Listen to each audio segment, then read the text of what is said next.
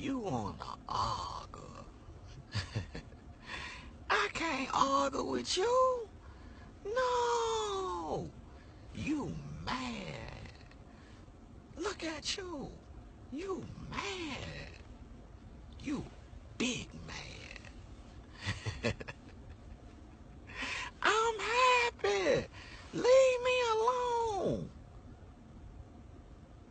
I just want some money. A lot of money. I don't get paid to argue with you. No. Who is you? You ain't nobody. You mad. You mad. Motorsport, yeah. Put that thing in sports. Shout it bad, pop it like a court.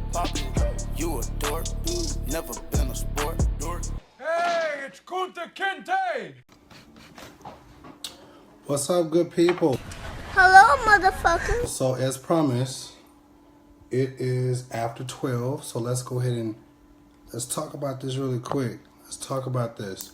So, as I was telling you all earlier, I was trying not to say the name of the person, so I was trying to be nice. I would say that much, but I guess we can go ahead and talk about it since I thought about it. I said the information is already out there, so we don't have to. What's going on, y'all? So we don't have to, like, you know, I guess be slick about it or whatever, so we can go ahead and have this conversation. I'm actually waiting for Sean to get on here. So once he gets on, but anyways, y'all go ahead and invite your peoples on. Let's go ahead and invite your peoples. Hey, Miss Rebecca, good morning. Well, good afternoon. Watch this right there. Good afternoon. So what we're going to do is we're going to do this. I really want to wait for Sean, though. Good Lord. So, anywho, it goes like this. I was thinking this morning, and I thought about the situation with the young lady, Tanisha. I spelled her name wrong, dang. Tanisha Harris and Robert Harris. I said, you know, this sounds very familiar. Different situations, different people, but similar situations. Now, if anybody knows anything, a couple years ago, it was all over the blogs, right? So, Verlon and at the time Portia Lofton were married. So, in their marriage, it was very similar to as I was talking this morning. So this morning we was going over about how, you know, these people marry for image. Hey, Miss Sheila. So, Verlon got married to Portia. It's been some years ago. And we was talking about all that this morning. So when it come to find out with V, a lot of things came out and, you know, Portia was spilling tea, Verlon was spilling tea. It just got really messy. And so it was like, why did you really marry Verlon if you knew that he was a gay man? Hey, cousin, if you knew. Now, V is family, so, you know, this ain't nothing that, you know, people don't know about what's going on. So that's why I can say this. It's my plug. Anyways, so, hold on, y'all. Plug this up because my phone about to die. Hold on. Hold on, good peoples. Hold on.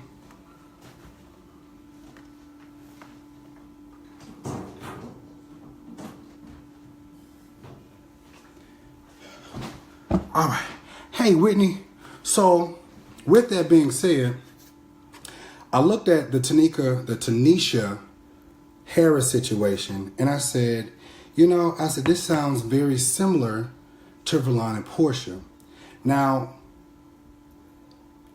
people really, they know the inside situation, but then some people don't. But because, you know, people have already put it out there on the blogs, it is what it is. You know, about how Verlon and Portia, how they got together, and, you know, they were the it couple of Kojic. They were the it couple of Kojic. And so everybody flocked to them because they loved them. And that's the part that people, they could never understand, because they're like, oh my God, how can all this stuff happen? Anyway, it happens because people they have the form, they have the look down and everything. And so Verlon and Portia, everybody was trying to be like Verlon and Portia. Everybody was trying to be like Verlon and Portia. I had people that I knew, because they knew we were family. Oh, what is Verlon like? Oh my God, what is Portia like? Oh my God, Lady Lofton. And to look at them, honestly, to look at them, you would think that they were some big time, she was some, you know, well-known evangelist or first lady or whatever the case may be. And you would think that they was just all this, you know, and a bag of chips. That's what you would think. But everybody who knew them in Minnesota was like, you know, what does Verlon do for a living? What does Portia do? You know, and everybody was always gawking to them. And so it's like, when everything came out in the wash, that one fateful year at Convocation, it just hit the fan. It hit the fan. They tried to come home and work it out. It just didn't work. It just got worse. And they separated for a minute, then they got back together. Okay, so then I think Verlon had left. I'm missing some parts in here. Verlon had left, and he had went to Baltimore and started dating somebody else. And then we went to Baltimore AIM, and that's when, you know, we found out who he was dating. And then Portia was still in Minnesota. And then Mother Lofton had passed. Auntie Fonda had passed. And so we had came back to Minnesota at the time. And then Verlon came back to Memphis. And Verlon and Portia had got back together.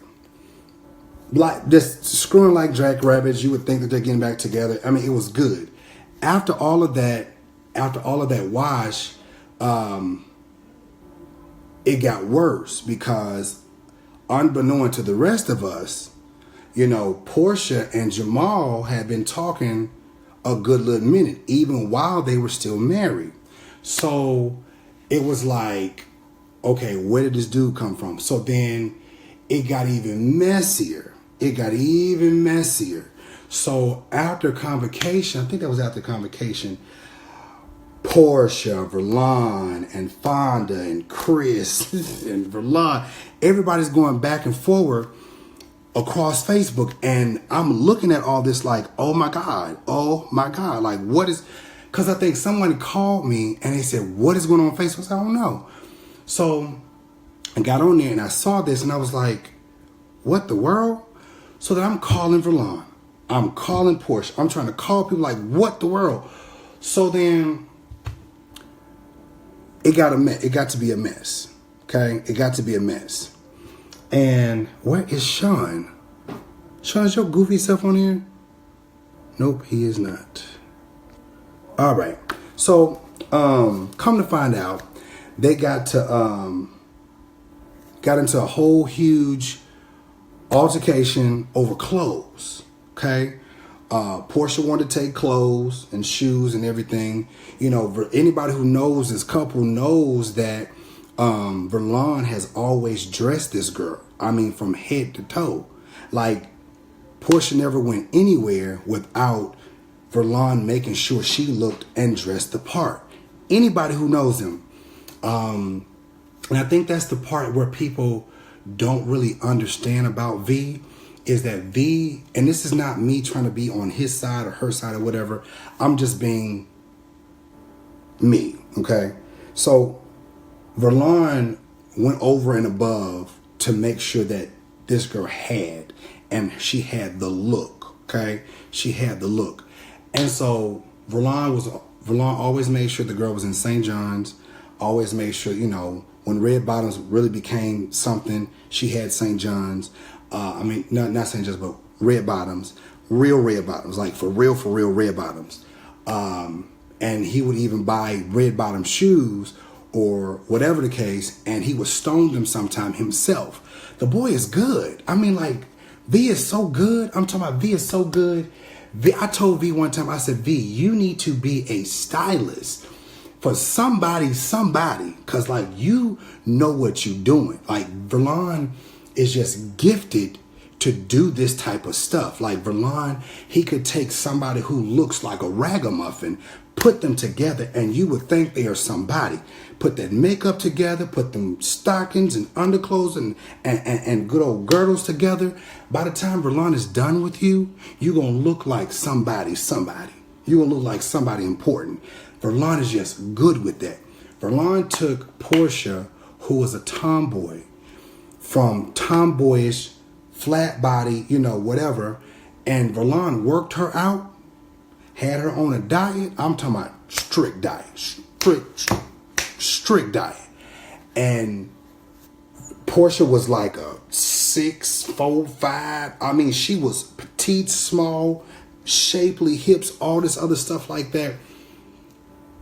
Verlon worked this girl out. And so when she got ready to leave him after all of this, when she stepped into the situation, she knew what was going on. But he was like, I'm not. So that became a whole situation. So I looked at this whole Tanisha. Thank you, Sean. Thank you. Get your butt on here. Looked at the whole Tanisha situation because this sounds very similar, because here it is. She's somebody who I'm here for the a lot. snatching. Huh? I said, I am here for the snatching. Okay, I'm glad you on, because now we can go and get this together.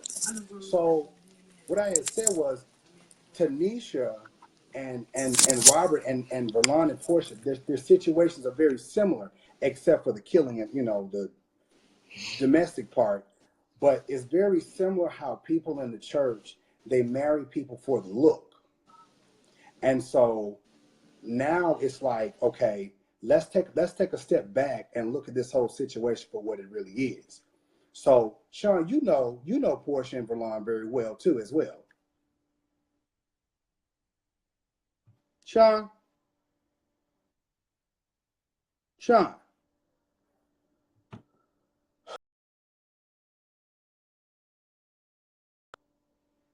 hold on, y'all. Let me get him back again.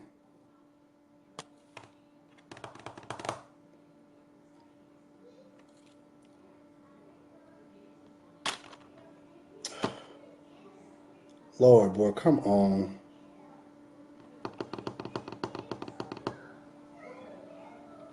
Okay, well, we all know each other very well. We all hung in the same circles. We all hung in the same crowds. It was all church. This was always our world.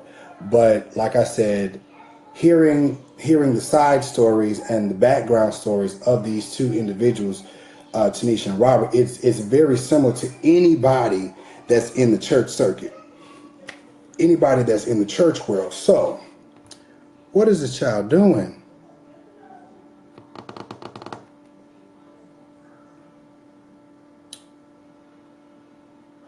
Sweet Lord.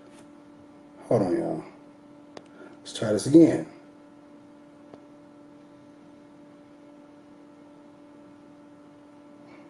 Okay, I don't know what's going on. Sean just got on, got off. I guess he got a phone call. I know I did. I did spell her name wrong. It's supposed to be Tensa,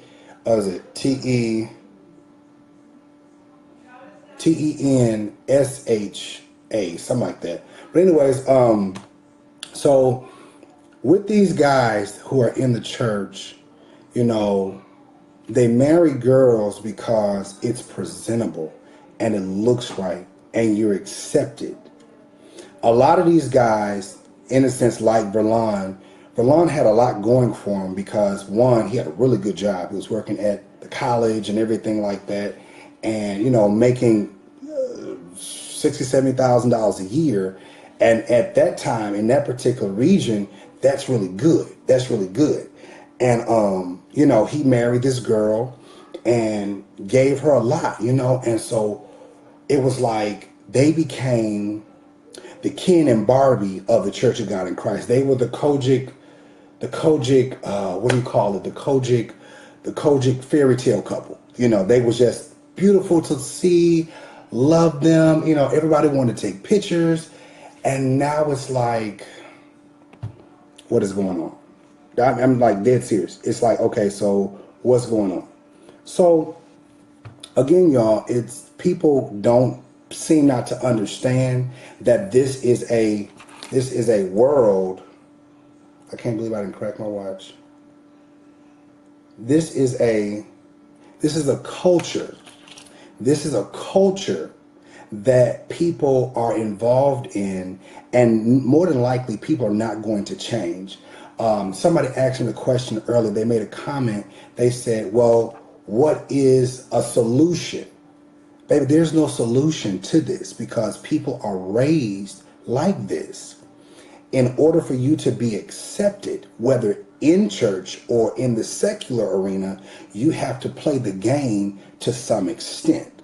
So here is a situation where these two individuals are going to a church, and it's like you just got a bunch of gazoos in there trying to be accepted. I mean, really on whose platform, I don't know. But you got a bunch of people in there, and it's like, okay, marry this person and you can go a little bit further. Marry this person and you can do a little bit more. And it's like, okay, if truly we are doing this for the sake of ministry, that I think we need to cover that. If we are truly doing this for the sake of ministry, if we're doing and marrying individuals for the sake of ministry, then your ministry ought to be effective. Now, I hope that makes sense. Ministry ought to be effective. That's the situation. If you're marrying somebody and you still ain't went nowhere, then why did y'all get married? You feel what I'm saying? Why did y'all get married? You got married either for the look or to be accepted or to try to move a little bit further. But again, two individuals, they got married. And now they look good. They look like they love each other. Same thing with Verlon and Portia. Verlon and Portia at the time looked good on pictures, looked good in public, knew how to smile, knew how to, oh my God, Portia was just always, every time you would see her, I knew her outside of church. But every time you would see her, around the people, oh my God, hey, honey, hey, it was always the put on. It was the put on because that's what you had to do. You could not let the people know that, me and my husband just got into a big old argument or fight or whatever the case may be. We're not going to let the people know that because, again, that's what you're taught to do. You're taught to put face. You're taught to save face. Everything that happens at home stays at home. And when we get before the people, we put on a show. We give them smiles and teeth. Hey, honey, how are you doing? Oh my God, good to see you. I mean, that's what we do. Especially in the Kojic Church of God in Christ arena. Honey, you gotta look the part, act the part, and you can look ever so good in the public eye of the people and go back home and be broke as a joke. You feel what I'm saying? Everybody's spending thousands of dollars to get to convocation, Church of God in Christ convocation, and you look good. You look the part, everything. But then when you get back, now you got to struggle just to pay bills. That's what it is. It's all for formalities. It's all formalities. I guess in the decline of Verlon and Portia, it wasn't good. Then at that that particular time. Now it's mudslinging time. Now Portia is gonna dish dirt about Verlon. You ain't this and da da da da da da da. And even sometimes they were getting physical, like real talk.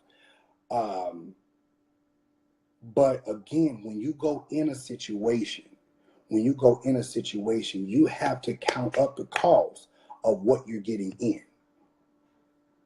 You've been married 5, 6, 7 years now, and you've had a daughter. You count up the cost to what you get involved in. I don't know what this child is doing. He ain't even got on yet. Yes, babies. What? Come here. What? She got a hand of toys. Yeah, I'm going to start that toy. Sorry, start that toy. That toy. What toy? Sorry, that toy. What toy? Sorry. Say hey. Hey. Charlie! Sorry, hating their toys. What? Charlie! Come here. What's her hair? Y'all in there biting on these? No. That's Charlie. Come here, Charlie. Come here. What you in there doing? Ugh. Charlie's doing that. Y'all is too big. That was you in there gassing. Ew. Say hey. Oh, Charlie. You go to the bathroom? Mm-hmm. You stop gassing, okay? Stop gassing. Y'all play right in there, okay? Charlie stole that toy. What toy you stole? Tiki did it. Tiki did what? Not me.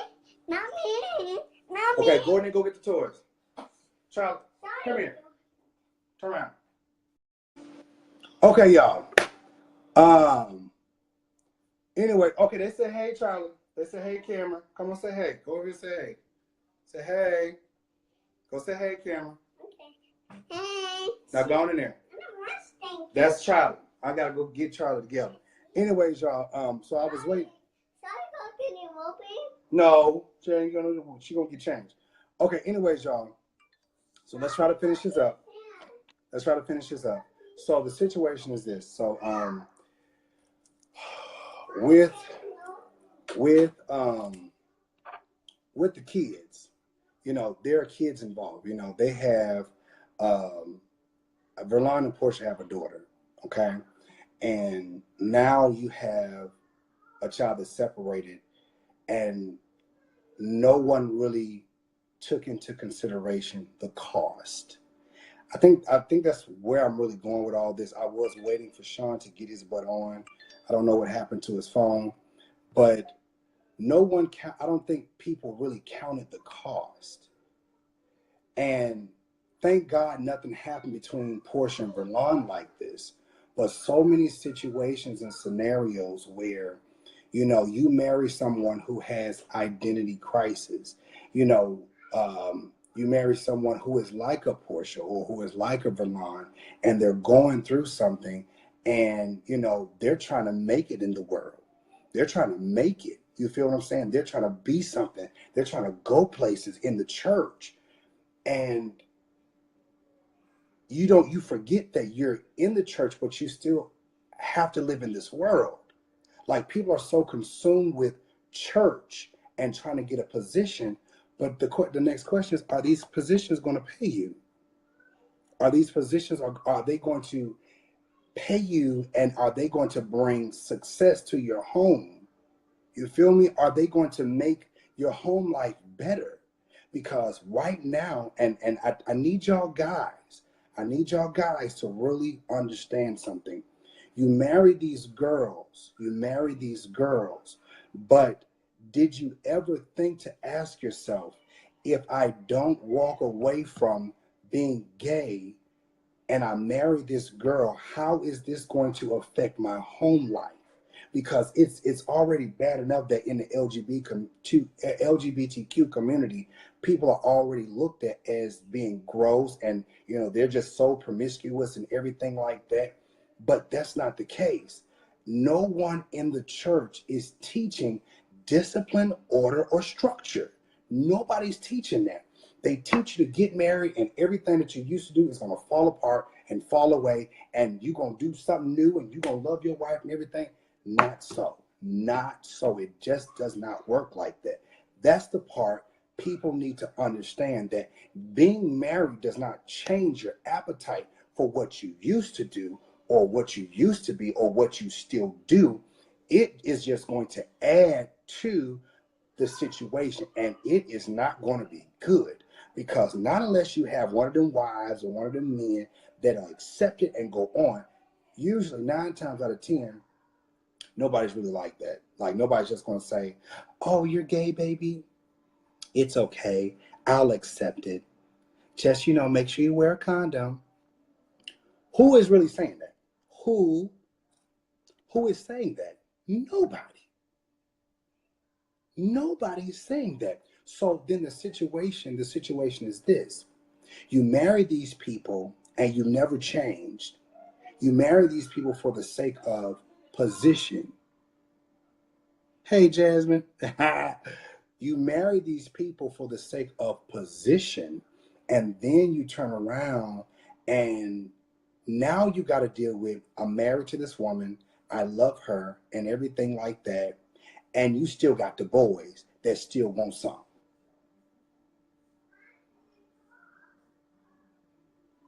Now you got to deal with, if you're a girl and you like girls, now you got to deal with, hey y'all, hey Justin, now you got to deal with the girls coming after your girl, because your girl apparently know what's going on. She know what to do and everything like that. Again, you have outside attention that is still being attracted to you. And see, a lot of times these boys who do this stuff, they advertise their dicks, or their ass, or whatever the case may be. They advertise this stuff. So then the boys still come after the dude because they know what the guy has. You feel what I'm saying? When you advertise and people have seen it before. Oh, Lord, Sean, hold on. Oh, God. When you advertise, this is what happens. Then the attractions come. And people want a part of what you got. Simple as that. Simple as that. Hey, Crystal, good morning, good evening. People want a piece of your man because of what's already been advertised, if you follow what I'm saying. You said how? Because when you advertise things, listen, y'all, we ain't crazy. You know how to wear your clothes. Man, niggas will sit up here and will wear pants that fit them so well that when it get down to their personal body parts, you can't help but to see it. You can't help but to see it. Okay? So then when you get up to sing and you take your jacket off, or your jacket happens to fling open or whatever the case may be, all you see is parts. That's all you see is parts. When you turn around, everybody see how your booty look and everything. Honey, the girl's the same way. The girl's the same way. Honey, you wear clothes so fitted in form to where people see. Now, Sean Thomas, I tried to add you. People see the form of your breast. They see they see all the curves of your booty. So it's advertising.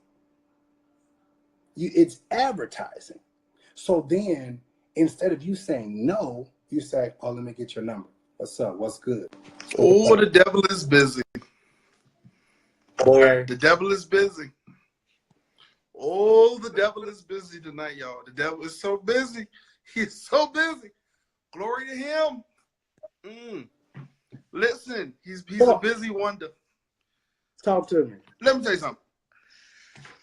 This free advertising, I ain't never seen free advertising in any generation as bad as it is in this generation here.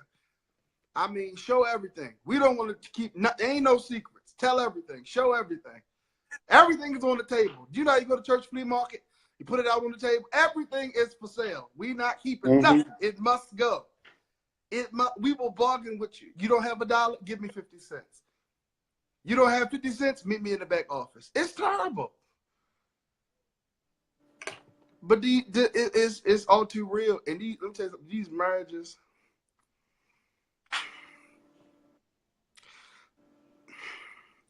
it's the children that make me upset, because the children is what they have. Children, the babes, They have kids. the babes, and you know, kids is cruel. Kids was cruel when we was growing up.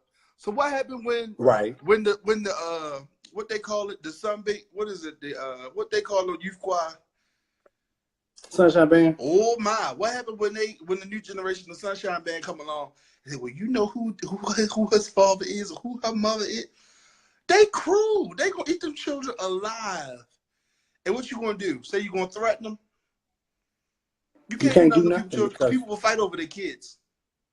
Here's the thing: you can't get mad because the gossip and tea is already out there.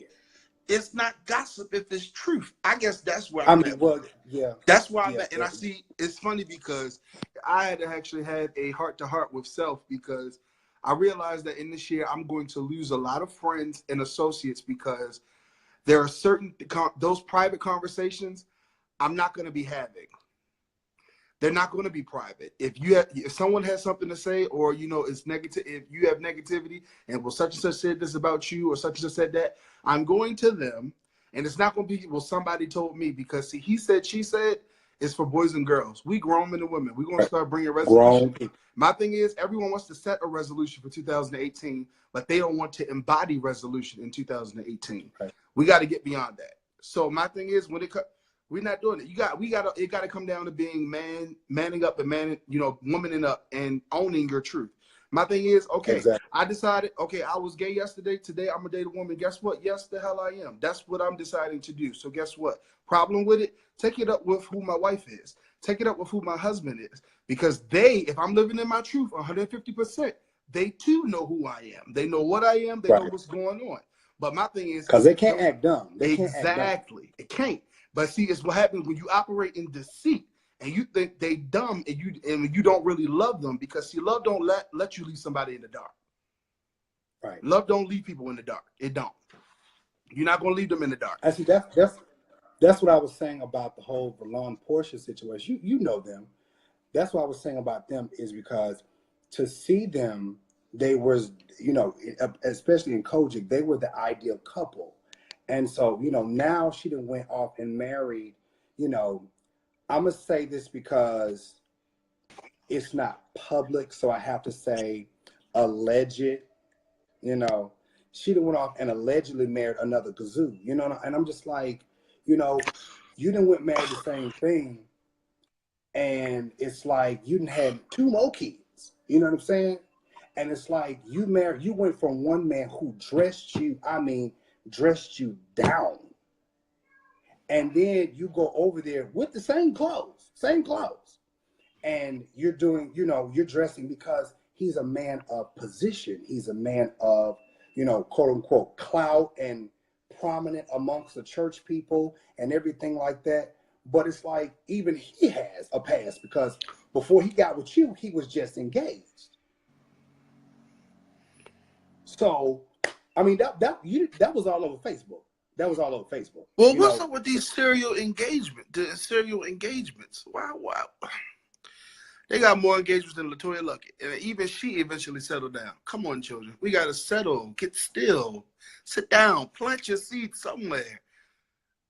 But see, it's like people, these guys and these girls are getting married because, one, they want to be accepted amongst the people. And to me, that speaks to insecurities. Because when you're secure in yourself, you don't need you don't need a plus one. My point exactly.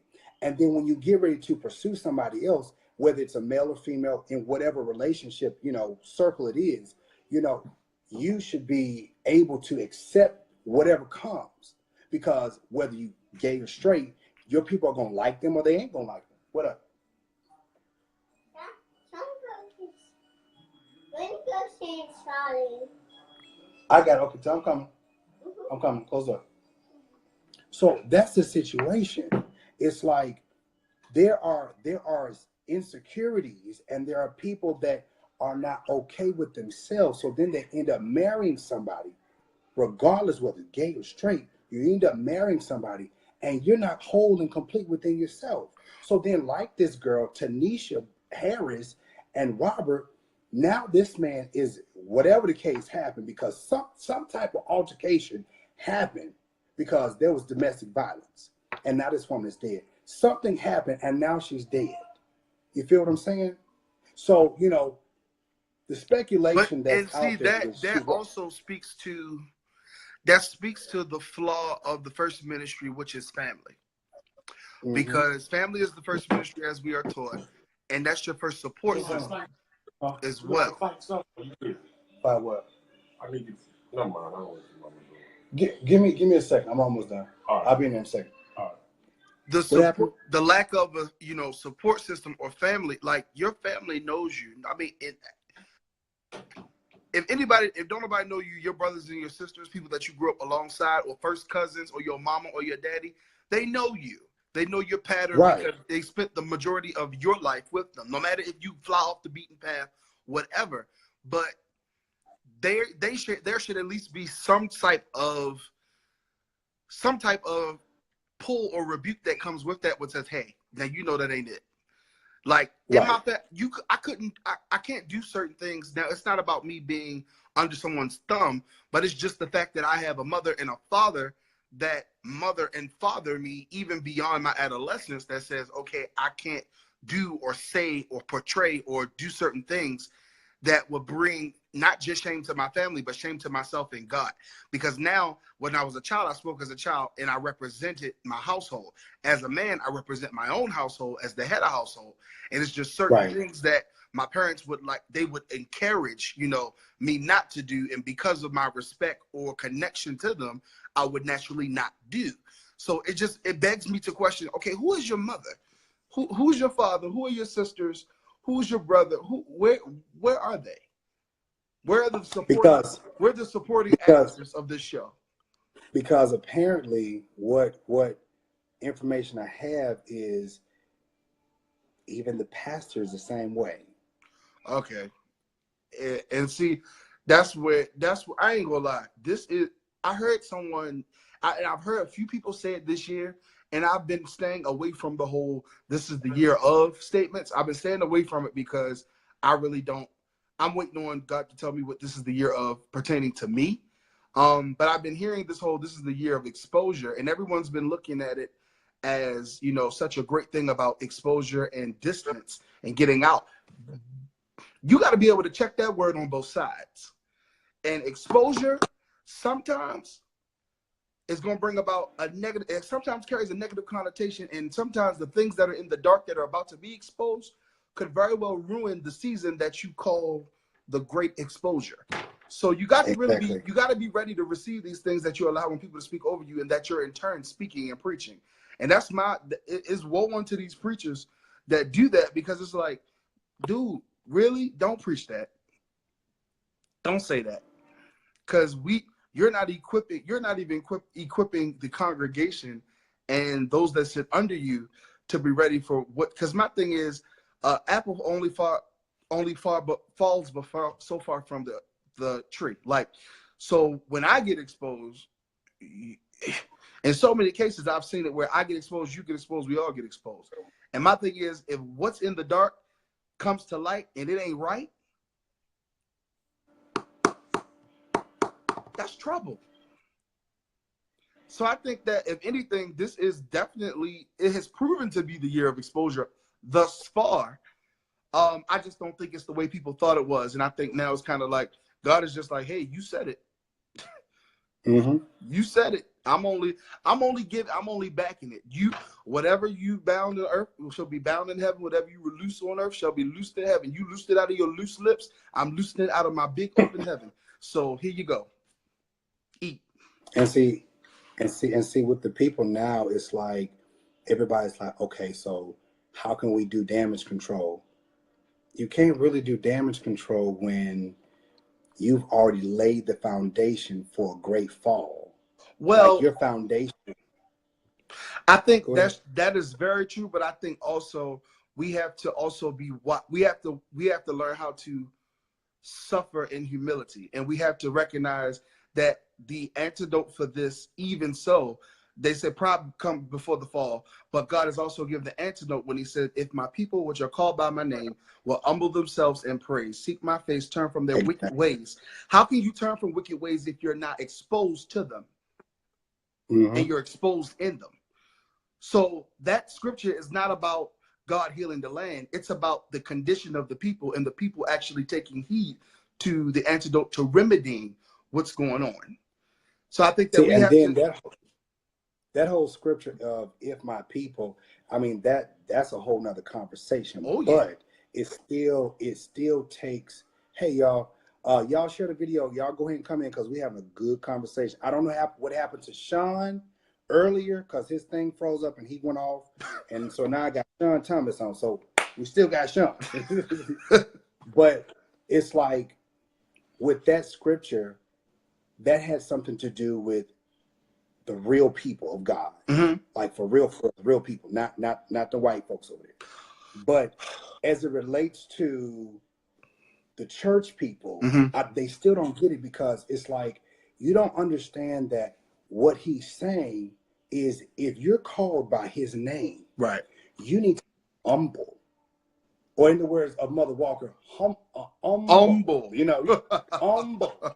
And so if you're not humble and you're walking around in pride, baby, pride comes before a very haughty fall, Right. a hard fall, a devastating fall.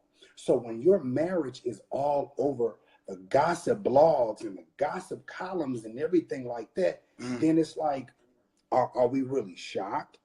Are we really shocked that we found out that the pastor was sleeping with another man?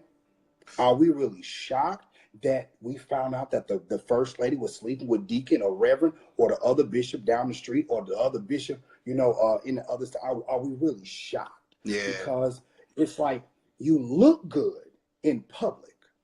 You look good on the pictures, on the flyers and everything, but y'all drive separate cars. Y'all don't even sleep in the same bed. Y'all don't even smile when you leave church.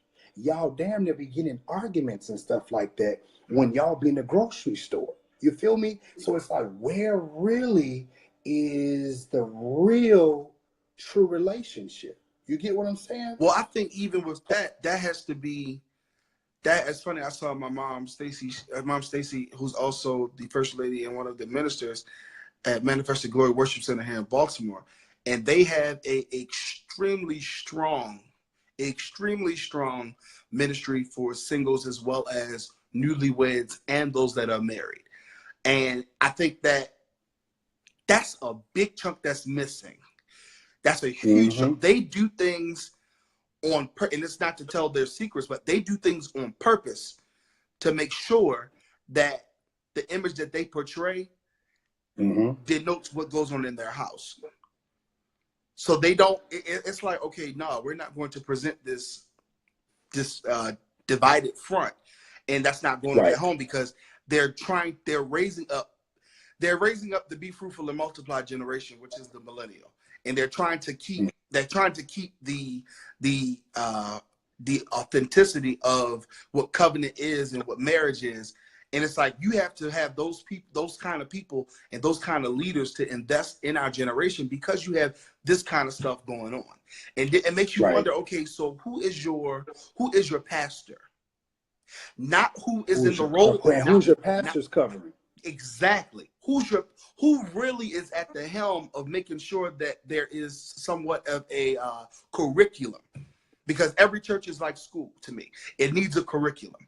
Every church needs to assess what their demographic is. Do you have a millennial demographic? Do you have an older demographic? Because there's something needed for each generation. And if you don't have it to give it, you can't formidably pastor it.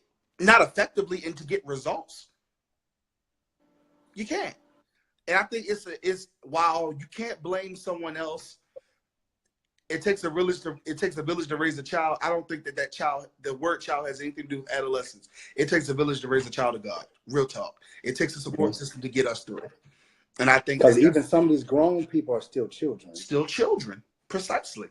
Exactly. And it's like they don't know how to be. These men don't know how to be husbands. These women don't know how to be wives. You got these men women, that don't know how to cook, get up and clean. work. The men don't know how to cook, clean, and let alone go out and work. Because first of all, going and working does not necessarily mean going out and getting a job, because you can be very entrepreneurial in your mind and you can work your own business, start your own business, and never have to clock in to anybody's time clock. You feel what I'm saying? But see, to me, it's like that's where the church has a very great downfall. Who's really teaching men how to be men and not somebody's husband? Because before you're somebody's husband, whatever you believe in, whether you believe in you can marry another man or woman or whatever, before you can marry anybody, do you know how to take care of your household? And your household is you. Your temple. Yeah. Do you know how to take care of yourself? Yeah. Do you know how to pay your bills? Do you have to pay your car note? Do you have to pay all these things? And to me, the answer always comes back is no, because I'm looking at all these people who got all these titles. They broke. They up here trying to preach just to get a position, just to get they sucking dick just to get to another, church and everything like that. And I'm like, why can't you work this up here? Work this, because this is what's going to get you open doors, not this. I mean, this can too, but it's going to get you somewhere, but it's not going to keep you somewhere. Exactly. It'll get you somewhere, but it will not keep you. It will not keep you. Because I can honestly say I know a lot of these preachers, I mean, personally. And I know a lot of them that have used their bodies to shake and mingle and get all up in the door. But now you've gotten older, and even though you're still beautiful, you still have a stain on your name because everybody knows you as the whore. And that goes for the men too. Everybody knows you as the whore. You're beautiful, you're pretty, you know how to dress, you can even preach, but you're known as the whore. Can preach the house down, but you're known as the whore. Because one, a lot of these people, they know how to play the game. Because we look at individuals whose name is already out there for things like this, and, like Todd Hall's name is already out here. Brian Carnes' name is already out here. Dawn Juan, I ain't gonna call her name, but her name is already out here. Please, so not today. I'm not. I told you I walked in this year different. These people's names are already out here, and so many others, especially this young crew, our age, names are already out here. And it's like, so what you gonna do when you get older? And see, like these people, don't nobody really say nothing about them because they bring in good tithes and good offerings. But then when you marry somebody, that's going to be the kicker. Because when you marry somebody, they going to get to know the real you. Yeah. And when they marry the real you and find out all your sugar, honey, iced tea, then that's when it's going to tell the test of time if they're going to stay and y'all going to turn it around, or if they're going to be like, you know what? I can't deal.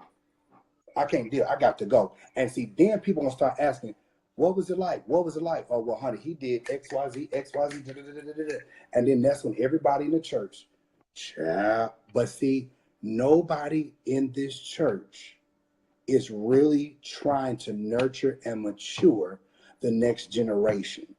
That's the problem. And I said this before, and somebody said I was trying to copy off them. No, this needs to be said across the body.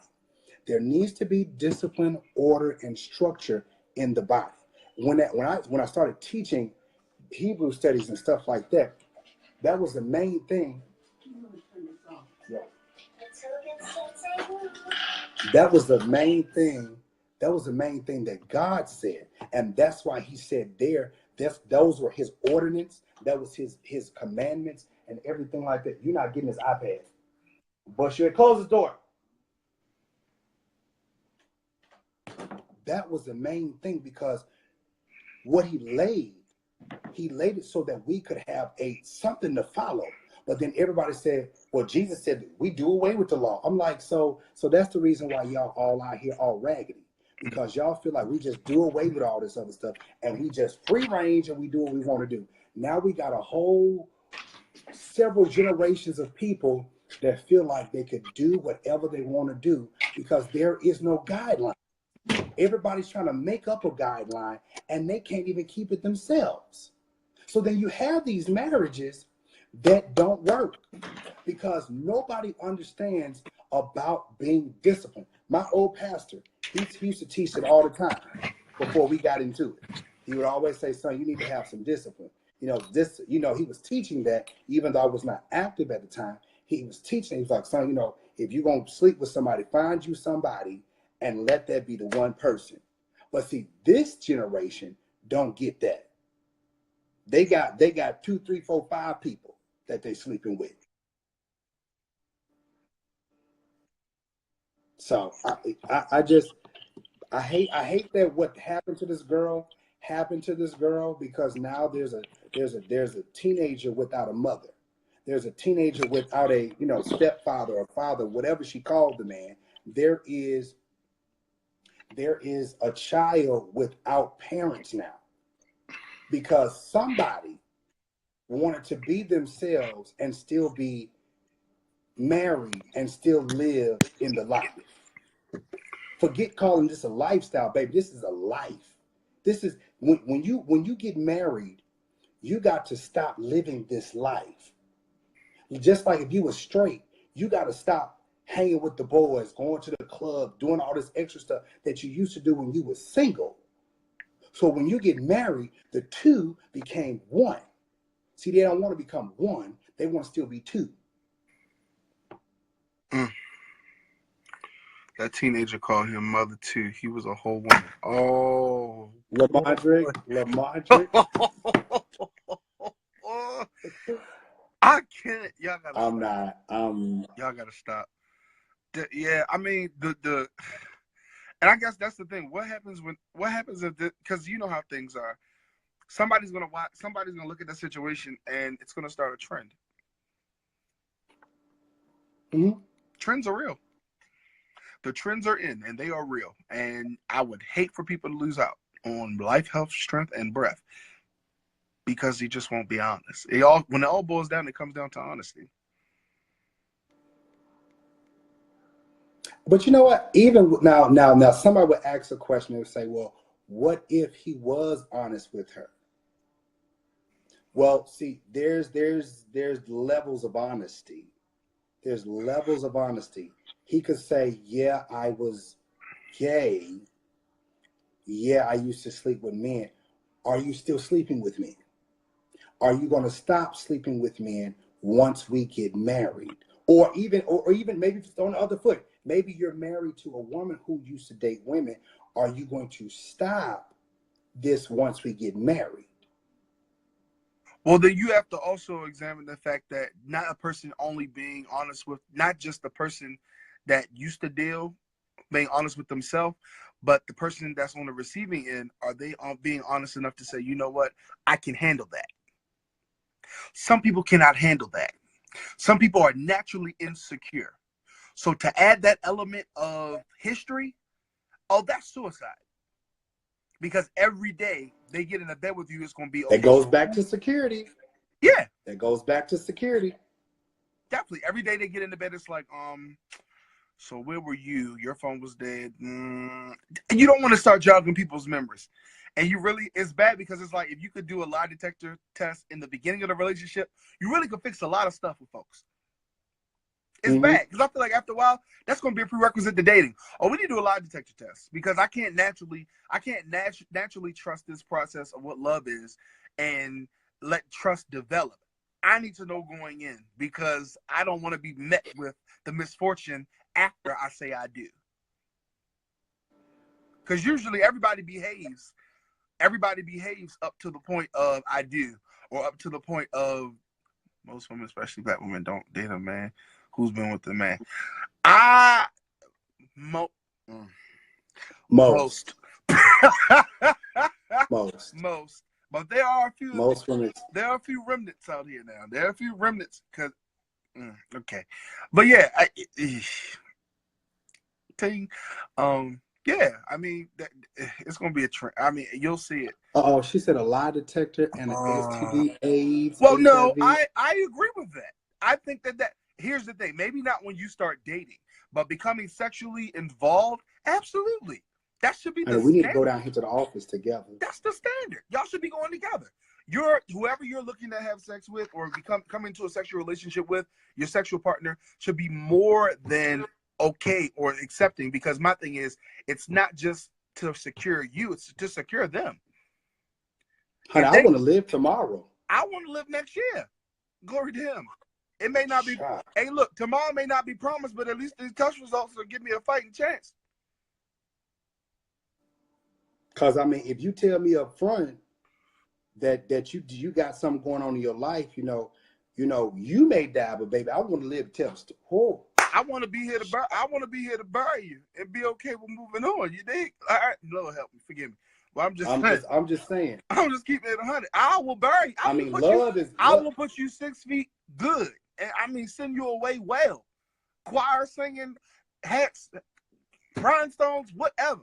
But don't fit in the screw. Don't have me jacked up and be next talking about, oh yeah, well you gone in 2 months and I'm gone in 8. Hell no, I don't want that.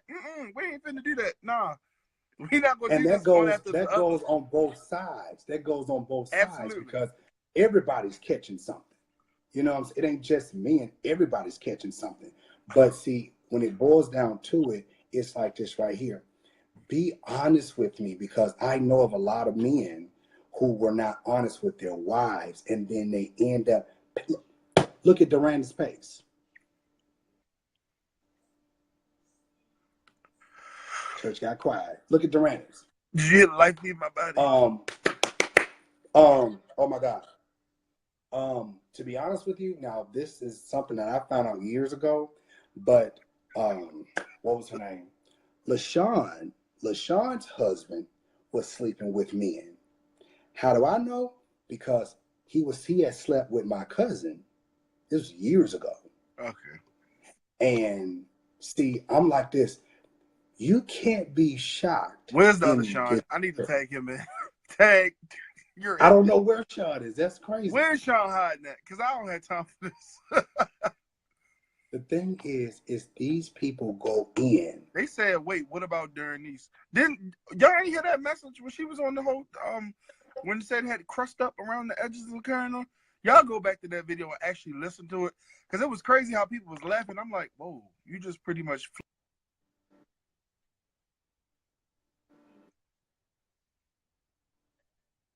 Oh, okay. Everybody laughing and carrying on. That video was hardcore breaking. She ain't wait for nobody.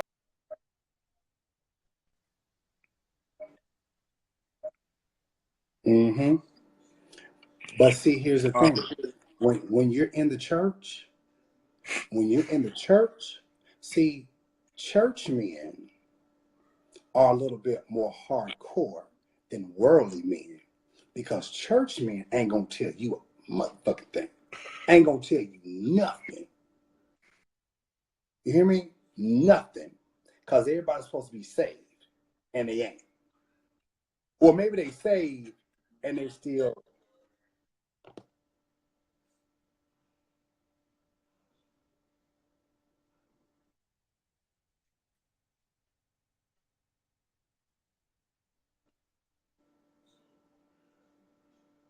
Sean, I can't hear you. Your signal getting bad.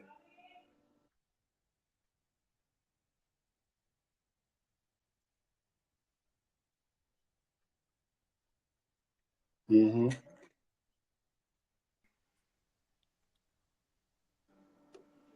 Is this thing on? Is this thing on? Record? Is this thing on? Okay, I hear you now. You good. All right. But yeah, man, I just want everybody to stop the nonsense. Like, it's too many people dying. Like, real talk. Like this, like we not even dying from natural causes in Canada. I remember back in the day, you would go to funerals and be like, "Man, I don't even know them," because they were so damn old because they died of natural causes. It was just like, Well, yeah, I heard of them. I don't know them like that. But now you got people dying my age. I'm looking left and right like, oh, you was here last week, and now you all of a sudden good and gone. Checking out of here just like that. I mean, like, look at all the people that are around our age that have died just last year. Matter of fact, died within the past 5 years. Look, all these young people. Baby, you in your 20s and 30s, and he had cancer. I'm so sick of cancer being the #1 killer. I'm sick of it. I'm like, people, there are real people dying with cancer, and y'all niggas come up in here lying and carrying on. Oh, he had cancer. No, he had the cancer. He had the package. Mm-hmm. UPS. And I'm gonna tell you something. UPS. The situation is this. Here it is. We got Eddie Long, who that just set the stage. Did you fall out? Did you fall out? I'm sorry. I had to go Lion State for a few moments.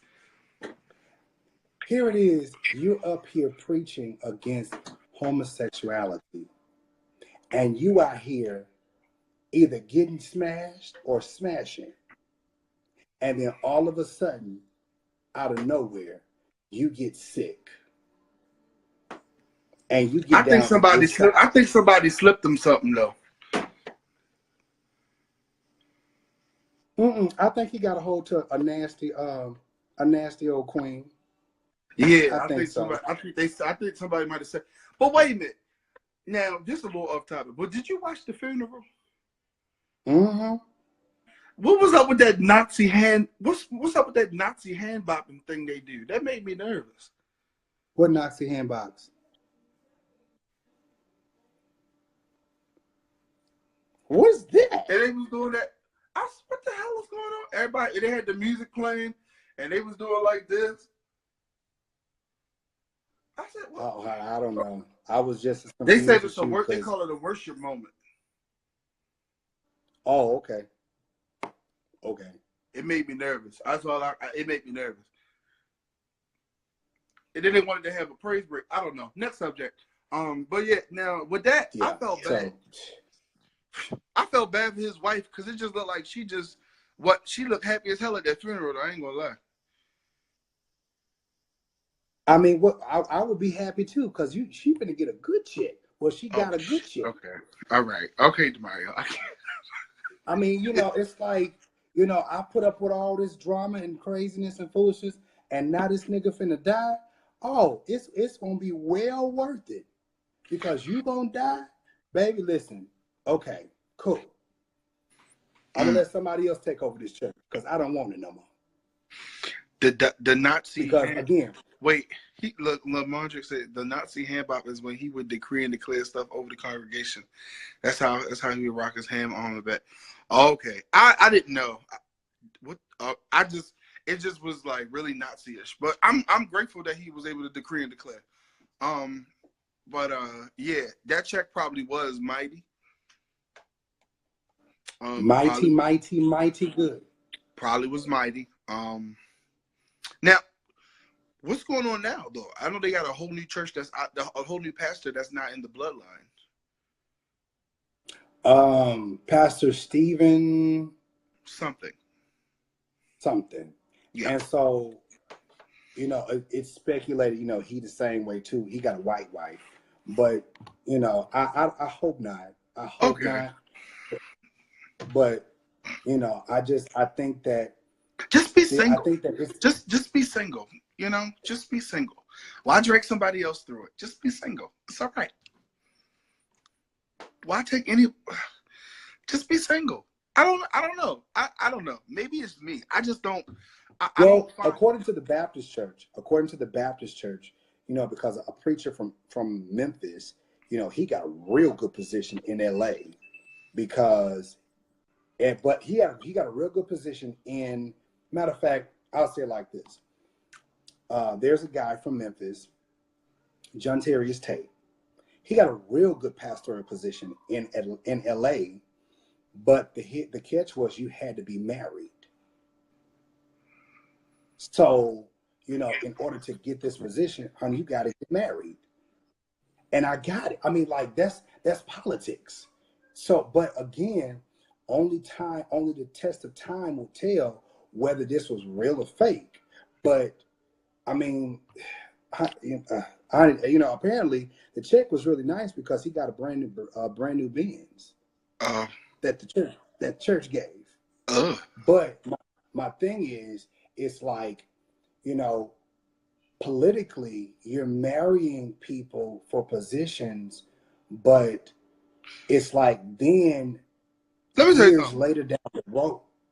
years later down the road, it don't last. I got more respect for the Hindu and Buddhist people that have the endowments as children, and they grow up together knowing, oh, I'm going to marry you in the future. Because at least you know them. At least you're around them. But to do that to a complete stranger, that is so barbaric. But see, if you look at slavery, this is how we're taught. This is what it's taught. You marry. It's good It's sound slave doctrine. Somebody. It is sound slave doctrine. Yes, it is. Be a slave. You marry somebody a million years for title and position, and somebody who has something that's gonna hold you. If they ain't got nothing that's gonna hold you, okay, I love you. You know that sex was real good, but you ain't got what I want. And see, that to me, that's real prostitute-ish. But oh, absolutely, it's tutish. Now it is tutish. Now it's very tutish. Mm-hmm. But that's what they do. I mean, that's all right, because word says that God gonna pay every man according to his works. He gonna pay every man according to. So keep working for yourself. How do you feel about this whole Tanisha situation? I mean, that I'm not shocked, but what's your thoughts? It's sad. My brain is in a million and one places about it. I just don't. I'll be honest. I don't want to think about it, to be honest, because I think it's very dark. It's very dark in this. Huh? Oh, dark. Oh. It's dark, and I think it speaks to a place in the kingdom that is abandoned and nobody really wants to deal with. And it's just like casual. How many casualties will we experience? Now, it was one thing when we were losing people. Yeah, it was one thing when we were losing people when we're losing to sickness. But now that you put in an element of malicious, like manslaughter and like violence, and now it's come to that. Like it's really come to that. We really missed it. We've really missed it. And it's bad because I don't think that it's not a situation to get better. This is just the beginning. I think that that statement about the falling away from the church type thing, these are the elements that we're going to start to see. We're going to start to see this. I'm going to be honest with you. Oprah Winfrey got up and set the tone for women, not only women, but black women. So there's a sense of empowerment that statement alone gave our black women. They're not going to take for so much, especially now that they have the support. Now, especially because of the fact that now they can look to their left and their right at their sisters and say, you know what? I didn't like you and I couldn't stand you, but that's because I didn't know that we were the same person. Now they have a sisterhood where they can lean left and lean right. You're going to find a lot more women coming forth having genuine relationships with women. Not trying to have sexual relationships, but sisterly and, having love bonds with their sisters. And you're going to have more women speaking up. You're going to have more women speaking up and say, sis, you know what? I'm sick of seeing that shit on Sunday. Stop letting him talk to you like that. Stop letting him sit you back there. Stop letting these floozies get in front of you. Stop letting these little hot ass faggots try to come in and run your stuff. You're gonna hear a lot more about it. And it's not that they're being out of place, but they're taking theirs. And sometimes taking your place when it's been permanently taken, sometimes the only way to take your place is to take the nigga that took your place. So unfortunately, you may see some thrones dethroned in the near future because these females ain't fit to take these queens is not going to take it. They not. See, here's the thing. The Bible even says in the last days that a woman shall surpass a man. And people think that it's just, oh, they're going in the workplace. No, across the board. Because for so long, you have set up here and you put women like they're here and men are here. And what you've done is you've taken men who are here and then you make them, because when you overpower them, you make them your girlfriends, you make them your do boys or whatever, or you make them gay, whatever the case may be. Now they're in the same place with the women. So you got these men who are in power that put these men and these women here. But in this next little era here, anybody like what? I was listening to Oprah, and what she said was, she said that in this next phase, there will never be another time where somebody has to say, me too. And it's like, it's getting to that. Nobody wants to sit up here and deal with this drama no more. Nobody wants to sit up here and in order to be in power and position, this is what I got to go through. Who wants to deal with that? And that's the thing. We have to get back to, we got to stop looking at positions as being the thing or the conduit for power. When you walk in power, you don't have to worry about being in a position of power because the power that is assumed is your reality. The implied power is actually the power of a position that's man created, but it's the reality of the power that's inside of you. Greater is he that's within me than he's in the world. You got to get back to self-realization of who you are.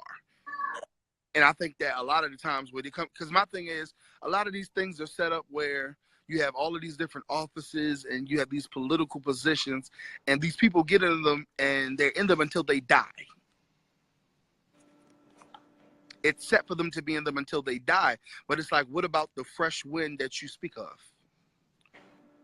What about the rhema? Does it always, you think it's always going to come out your mouth? Because God could send it from the west, and you've been in the east all this time waiting on it. And because of your position, you won't yield.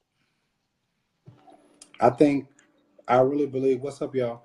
I really believe that as far as for church goes, that what is going to happen, and I said this before, what is going to happen is authenticity is going to walk up in this church. And it's going to say, oh, yeah, we've been here all this time. And actuality, we can out-teach, out-preach, out-minister, outgrow anything that you've been doing. And you know what? I'm going to tell you what has been happening. You know, when you got the regular churches, and then, you know, now we have the inclusion churches and everything like that. Right. That's cool. But there are some people that are looking and they're saying, it's cool, you know, you can be gay and you can go make your own church. It's cool, you got your regular church and everything. But how am I going to actually see the Lord? I don't give a damn about marrying no man or woman or whatever the case may be. I want to make sure that I see him in perfect peace. I want to make sure that I see him and I'm in place like I need to be. Because as of right now, we're getting great emotional preaching, but we're still not going nowhere. We're still not getting anything. Sean finally got his cell phone. Oh my God. See, if Sean come on right now, this conversation will go. And I'm trying, you know, it's bad because I'm almost like it's about that time. But see, here's the thing. In this next place, see, these people they're not, like half these folks don't even want to go to church.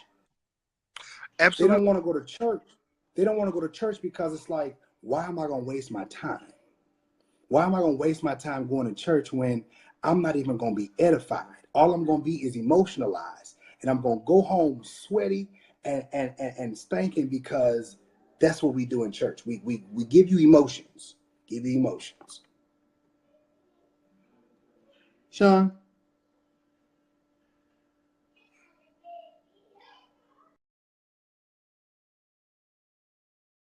Oh Lord. Anyways, y'all. I hope you guys have enjoyed the show thus far. Remember, this is going to be on YouTube, so remember to like and subscribe to the channel. Okay, like and subscribe to the King Jives Show channel. This is what we're doing this year. Now, we all experienced a whole bunch of drama last year. Okay, I will give that to y'all. King is sorry. Okay, sorry. You know, maybe I was driving something home. But this year we dealing with real stuff. We're not gonna deal with the crazies, but we dealing with real stuff. A lot of things that I dealt with, and I was talking about. These were things that were handed to me. The whole situation. Oh, thank you, Lamarji. Praise the Lord. Hallelujah. Praise Him. A lot of things that I have been talking about are things that fell in my lap, things that were handed to me. So this time, we dealing with real issues. And, you know, I'm not trying to be like, oh, I got to have a big following. No, we're talking about real stuff, real life, real issues. Okay? I already got these idiots out here that think they can discredit. But I'm going to tell you something. Baby, it's a whole nother generation of people out here. They want truth, they want facts, and they ain't studying about being no vegan. Honey, if you're going to teach me about being vegan, baby, teach me them commandments, because it's amazing, y'all. See, let me tell y'all something. They playing with my accounts, right? And they closed my Bible study page, which was the 4th page. You know what I'm saying? They closed that page because people don't want the truth. But baby, let me tell you something. If I got to create 4, 5 more pages, honey, we going to teach. And we're going to get some education, because whether we in church or whether we out of church, honey, we need to know how to go to the next place in our life, because we're going and we're doing this. We hitting a bump. You know what I'm saying? We're hitting a blockage in our life, and we need to know how to get past the blockage. Teach me how to pray. Some of y'all don't really know how to pray, because if we really taught you how to pray, it would scare you. Because if you really taught prayer, there's some things that the old saints did that you probably would consider witchcraft. There's some things that the old saints did and that they made sure you would blow your mind. Just like when you really break down and study the word of God, half that stuff is going to blow your mind. Do you hear what I'm trying to tell you? Half that stuff going to blow your mind. Okay? So this is the time, baby. I'm just there. I'm just there. You know, I've been around my spiritual people, and some things that I have learned, especially about myself, but the things that I've learned, it's like, oh my God, that looked just so wrong. But this is what the old saints did. The old saints, for real, the old saints had a certain way about things that they did. And there was actually healing that took place. There was deliverance that took place. Had nothing to do with gay or straight, but it was, what do I need to do to get to that place? Y'all feel me what I'm saying? What do I need to do to get to that place? There's a place in prayer that we need to be. There's a place spiritually that we need to be. And there's a place physically that we need to be. We shouldn't be dying at no 20, 30, 40, 50 years old. Baby, these Negroes have been living. There are old people out here that are 120 and 30 and 40 years old. How do you live so long? How do you live so long? There was a actual lifestyle that they lived. Had nothing to do with being vegans and this is the way you eat and go. No, they had a way of living their life. They had no pills. They had no pills. Honey, them folks didn't know nothing about being a vegan. Hear me? These folks didn't eat pork because God said don't eat it. They didn't eat certain things because God said don't eat it. There was a way that they lived their life, and they reverenced the Father. If you go back to Genesis, these people lived to be 800, 900, 1,000 some years old. Y'all think it's a joke. You may not want to believe all the Bible, but once you start breaking that mug down, your eyeballs going to be like, what the world? Hello, what? Anyways, y'all, thank you all for your support. Thank you all so much for being a part. Thank you all so much. This video will be on YouTube, so just know it's going to be on YouTube. I'm going to add my little piece to it.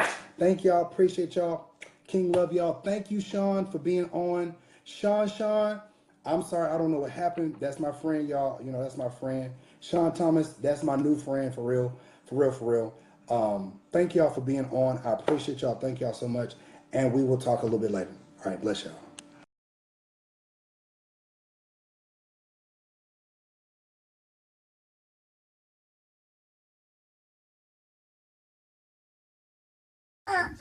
What you say? Motherfucker tired. What? Motherfucker tired. You what? Motherfucker tired. What? I'm motherfucker tired. Motorsport, put that thing in sports. Shout it bad, pop a